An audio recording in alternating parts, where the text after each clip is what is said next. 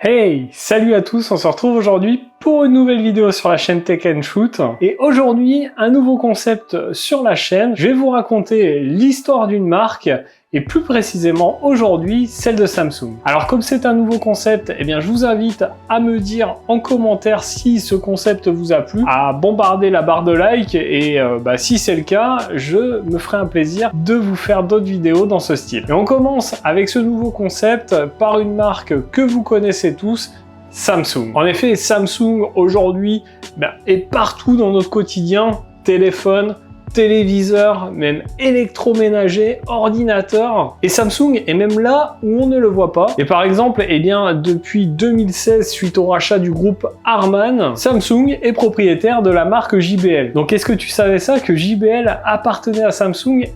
On va découvrir plein de choses dans cette vidéo, donc je t'invite à rester jusqu'au bout. Évidemment, tu te doutes bien que au vu de la taille de Samsung, de la taille de l'entreprise Samsung, forcément l'histoire va en être tout aussi longue.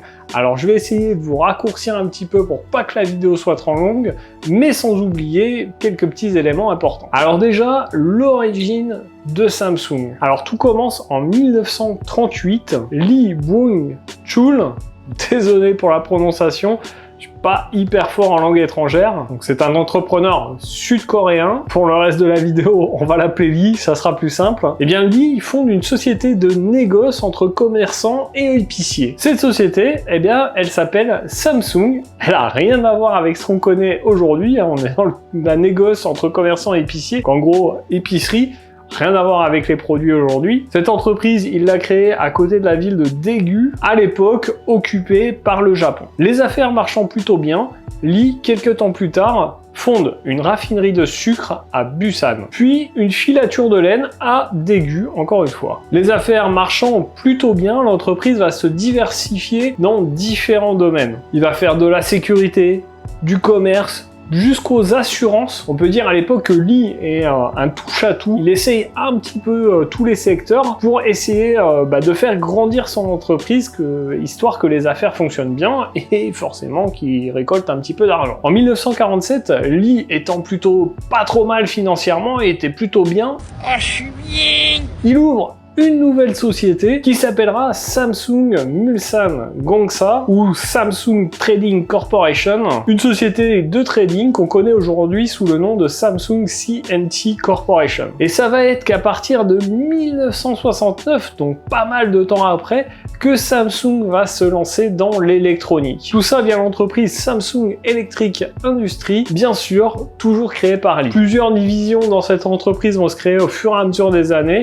Tout ça, confortant l'expertise et l'ambition de Samsung dans ce domaine. C'est en effet sur ce domaine que Samsung décide de se développer principalement pour en être le géant qu'on connaît aujourd'hui. Alors au départ, rien à voir avec l'entreprise qu'on connaît bien sûr aujourd'hui. Samsung Electric Industries s'appuie sur son principal partenaire, Sanyo, une entreprise japonaise qui fusionnera d'ailleurs quelques années plus tard avec Samsung, et ils vont créer au départ des produits qui ont fait leur preuve sur le marché japonais, comme par exemple des calculatrices ou encore des réfrigérateurs. On sent tout de suite le développement de Samsung pour en arriver à ce qu'il est aujourd'hui. On en arrive aux années 80 et dans ces années-là, Samsung se lance dans les télécommunications. En effet, dans ces années-là, ils vont acquérir le groupe Hanguk Jeonjeon Tongting, désolé pour la prononciation si je choque certains d'entre vous, mais comme je vous l'ai dit au départ, je suis pas très bon. Et ce groupe produit notamment des tableaux de distribution qui sont utilisés notamment dans la conception de systèmes téléphoniques et de fax. 1982, grosse année, Samsung sort son premier ordinateur, le SPC 1000. Et il va plutôt se faire une bonne place, Samsung se met toujours bien. Je suis bien en commercialisant des produits plutôt convoités dans l'électroménager et l'électronique, tout ça à un prix plutôt abordable. À l'époque, Samsung a une croissance plutôt exponentielle et ça lui permet d'exporter à l'international. Difficile à l'époque de passer à côté, on voit Samsung un petit peu partout dans l'électroménager, dans l'électronique, mais arrivent les années 90 où Samsung se prend une petite claque. En effet, à cette époque-là, les téléphones portables de la marque n'ont pas une très grosse popularité et plutôt mauvaise réputation, et ça va conduire à un repositionnement stratégique décidé par Lee Kun-hee, le successeur et le fils, bien évidemment, de notre Lee du début, qui a repris les rênes de l'entreprise suite à la mort de son père. Et donc, Lee, le fils du fondateur, eh bien, décide de concentrer Samsung sur les technologies innovantes, plutôt que sur des produits grand public qui vendaient jusqu'alors. Il va donc consacrer des sommes importante dans la R&D, la recherche et développement. D'ailleurs, il va créer 2 instituts de R&D dédiés à ces recherches. Et le but de ces 2 instituts, eh bien, il est très clair, c'est produire des technologies plus novatrices qui fassent davantage rêver. Cette orientation, eh bien, sera plutôt payante pour Samsung, puisque en 2009, Samsung devient le numéro 1 mondial des ventes de téléviseurs, d'écrans d'ordinateur et d'imprimantes laser. Samsung recevra d'ailleurs en 2013 le prix de la 2e entreprise la plus innovante au monde, tout juste derrière Volkswagen. À cette époque-là, le chiffre d'affaires est revenu au plus haut. Lee est plutôt bien, encore une fois. Ah, je suis bien. Et Samsung, à cette époque-là, devient un leader mondial de l'électronique. Il va d'ailleurs prendre une petite revanche sur le secteur de la téléphonie mobile, suivant de près son concurrent Apple avec la sortie de son iPhone. Et bien, en 2010, Samsung sort son premier smartphone emblématique, le Samsung Galaxy S. Un téléphone bien évidemment fonctionnant sous Android qui va rencontrer un succès commercial énorme. À l'époque, eh bien, ce smartphone est salué notamment pour son écran, clairement un atout qui doit, je pense, à sa production de téléviseurs, ils étaient bons dans les écrans de télé, et puis aussi à ces 2 instituts de R&D qui ont dû vraiment bosser dessus. Aujourd'hui, eh bien, vous le savez, ce Galaxy S eh bien, est un des leaders mondiaux du marché, au coude à coude avec l'iPhone.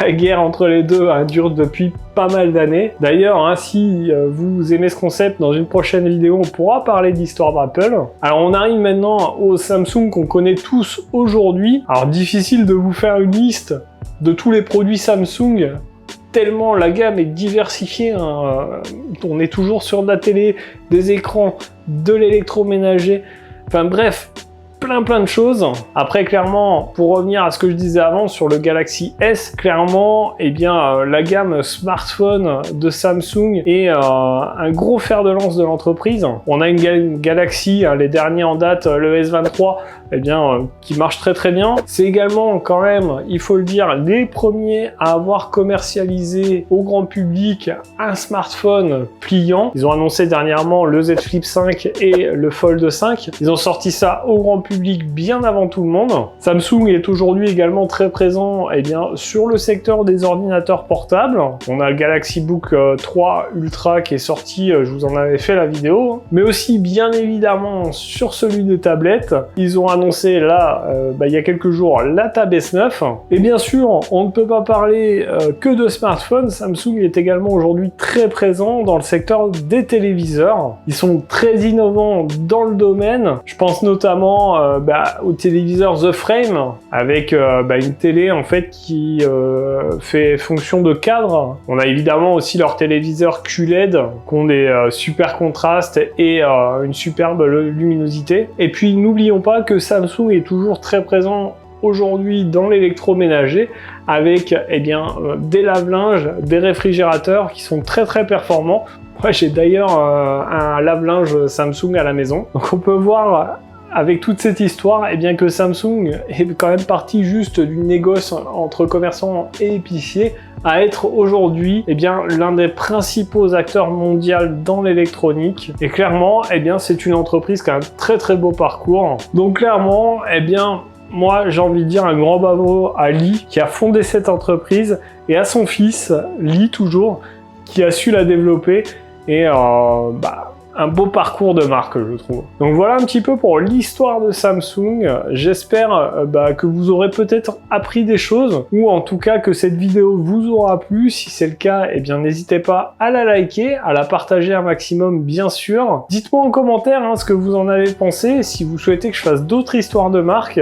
Moi, c'est un petit exercice, un nouveau concept que j'ai bien apprécié, ça change un petit peu de ce que je fais d'habitude. Si vous avez aimé aussi, n'oubliez pas de vous abonner à la chaîne et de cliquer sur la petite cloche pour activer toutes les notifications pour ne pas rater les prochaines vidéos. D'ailleurs, nous on se retrouve dans une prochaine vidéo. En attendant, prenez soin de vous. À plus et bon shoot!